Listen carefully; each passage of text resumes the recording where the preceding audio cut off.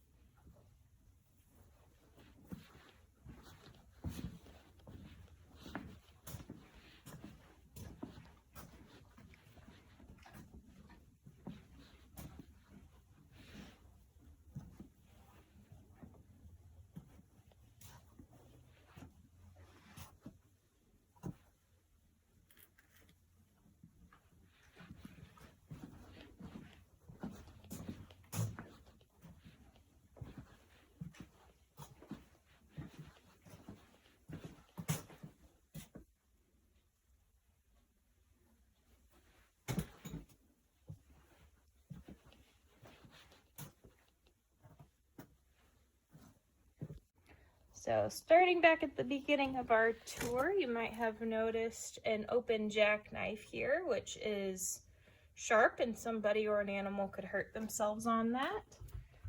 And then we have a pitchfork on the ground, which is metal and has some sharp ends. So we obviously don't want that in the middle of the floor that a person or a horse could step on.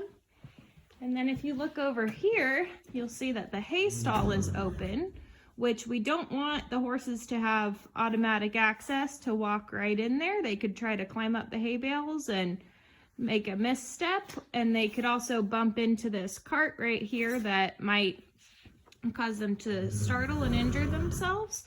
So normally we'll have that cart tucked away and the hay stall door shut. When we walk over here into this stall, you might have seen this hay nut here, which is dragging on the ground. And a horse could very easily step in this and get their foot caught, leading to injury. Normally I would have this all the way up here and hanging no lower than the horse's shoulder height. This is one of the big ones. If you saw this, the door is open right here for Mr. Bo while he was eating his dinner. And then if you look down the aisle, we've just got some random grooming tools that were not put away. These could be easily stepped on and be a tripping hazard. Over here, you might have seen the bridle with the reins dangling down. This would again be very easy to step in, and it's also not good practice to just leave your tack laying around. That's not taking care of it. If we look in the feed room, we have grain containers open, beet pulp, and then possibly worse, we have our medicine drawer open. All of these are things that we need to be securely closed so that the horses don't get in and eat more than they should and get stomach problems, and also so that rodents like mice can't get in and put germs in the food that could make the horses sick. You notice over here we have an extension cord that's just been strewn across the floor, and again that could be a tripping hazard. In the tack room we have our cat food open, which again is not sanitary or safe. If you look at the kitty water, it needs to be changed because they've dropped some of their food in there and that's not going to be healthy for them. And if you noticed over here, the soaps and grooming materials and bathing materials are a mess, which could easily have chemicals spilling around that we don't want the horses to get at. All right, now that we've had an opportunity to talk about some of the things that aren't safe, we're going to talk about 5 important things to think about in making sure that your barn is safe. The first thing is a clear, clean barn aisle, which this one needs a good sweeping because we had the doors open, and I will get to that in a little bit.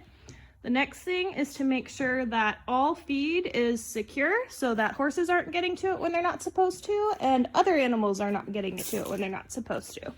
So you'll see everything in here is shut tight and secure, and we have an extra layer with the feed room of shutting that door. We also now have the hay stall shut so no horses can wander in there. After that, all equipment needs to be in its home. So the bridle that we had hanging over here is now in its tack room. Where it belongs, which that could use a little reorganization, but that's a project for another day. And speaking of equipment having a home, some of the most important equipment to have around is for emergencies. That jackknife that we saw open earlier has a home right here by the feed room if we needed to grab that quickly, if for some reason we had to cut a horse free in an emergency or something like that. If the power went out, we have a headlight right here. And then we also have a fire extinguisher right here on the wall in case we need that. And in addition to emergency equipment, it's important to have emergency information available. This is a quick note that I left up for one of my friends when she was taking care of my horses recently. We always have something available though that shows who needs to be contacted in the event of an emergency. If it was a boarding barn, you would have the owner of every person, or of the contact information of every horse's owner and emergency contacts. My horses and the property owner's horses are the only ones out here though, so they know who to call. And then the last thing is clear cues where horses should be. So remember, we had that half open stall with Bo. If he had wanted to, he probably could have pushed that open with his nose and wandered out, and nobody might have known that he had gotten out. Some barns may choose to leave their doors open, but we choose to leave them shut, whether a horse is in there or not. That way, if a door is half open, we know that we might need to check into that situation.